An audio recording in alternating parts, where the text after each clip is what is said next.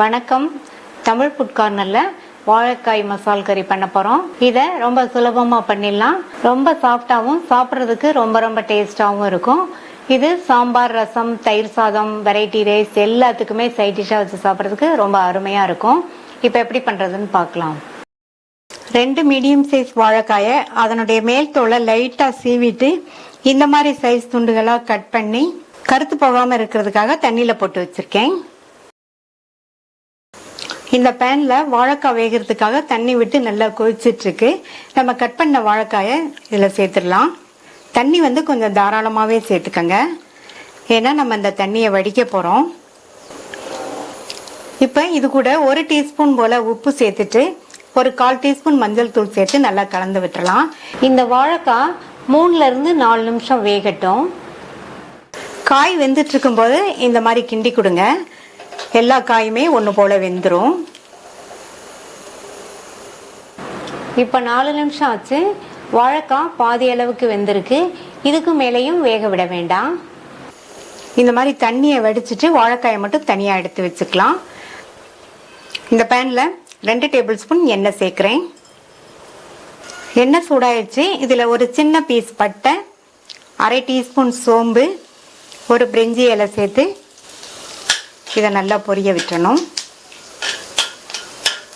அடுத்து கறிவேப்பிலை சேர்த்துக்கலாம்.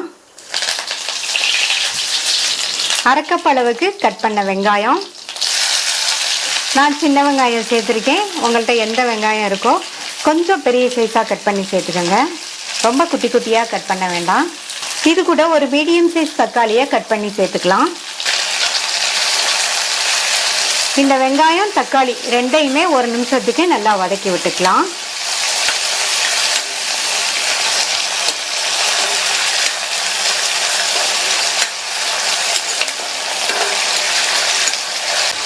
ஒரு நிமிஷம் வதங்கிடுச்சு.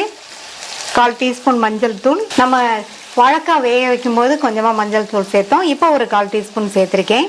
2 டீஸ்பூன் தனி மிளகாய் தூள் சேர்த்துக்கலாம். 1/2 டீஸ்பூன் கொத்தமல்லி தூள். வாழைக்காய் வேக வைக்கும் போது உப்பு சேர்த்துருக்கோம். இந்த மசாலாவுக்கு மட்டும் தேவையான அளவு உப்பு சேர்த்துட்டு கொஞ்சமா 1 டேபிள் ஸ்பூன் போல தண்ணி சேர்த்துட்டு நல்லா மிக்ஸ் பண்ணி விட்டுறலாம்.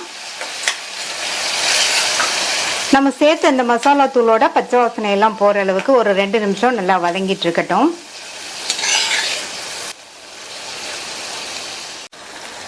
மசாலா தூளோட பச்சை வாசனை எல்லாம் போயிடுச்சு. வேக வச்ச வாழைக்காயை இதில் சேர்த்துட்டு இந்த மசாலால நல்லா பிரட்டி விட்டுக்கங்க.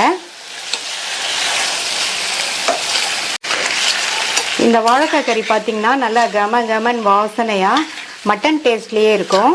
இப்போ நல்ல மசாலால பிரட்டி விட்டாச்சு. எல்லா வாழைக்காய் பீசஸ்லயும் மசாலா நல்லா கோட்டாயிருச்சு.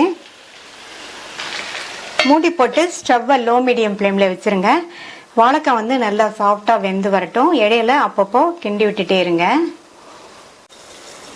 ஏற்கனவே ஒரு தடவை நல்லா பிரட்டி விட்டாச்சு. இதில் சுற்றி ஒரு 2 டீஸ்பூன் போல் எண்ணெய் சேர்த்துக்கங்க.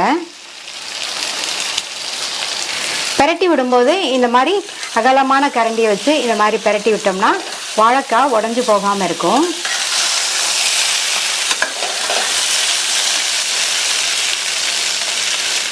மூடி வச்சிடலாம். வாழைக்காய் நல்லா வெந்து வரட்டும். இப்போ பார்த்தீங்கன்னா வாழைக்காய் நல்லா சாஃப்டாக வெந்திருக்கு. கடைசி அதில் ஒரு 7 8 பூண்டை நல்லா நசுக்கிட்டு சேர்த்துக்கங்க. இந்த மாதிரி பரவலாக சேர்த்துட்டு நல்லா ஒரு தடவை மிக்ஸ் பண்ணி விட்டுட்டு மூடி வச்சிடலாம். இந்த மாதிரி கடைசியில் பூண்டை நசுக்கிட்டு சேர்த்தோம்னா இந்த கறி நல்லா கமன் வாசனையோட சாப்பிட்றதுக்கு ரொம்ப ரொம்ப டேஸ்டாக இருக்கும். மூடி போட்டுட்டு ஸ்டவ் ஆஃப் பண்ணிடலாம். ஒரு 2 நிமிஷம் கழிச்சு சர்வ் பண்ணலாம். 2 நிமிஷம் ஆச்சு. நல்ல கமன் வாசனையோட டேஸ்டான வாழைக்காய் மசால் கறி சூப்பரா ரெடி ஆயிடுச்சு. ட்ரை பண்ணி பார்த்துட்டு உங்க கமெண்ட்ஸை சொல்லுங்க. இது வரைக்கும் நம்ம சேனலை சப்ஸ்கிரைப் பண்ணாதவங்க சப்ஸ்கிரைப் பண்ணிட்டு பக்கத்தில் உள்ள பெல் பட்டனையும் கிளிக் பண்ணிக்கங்க. தேங்க்யூ.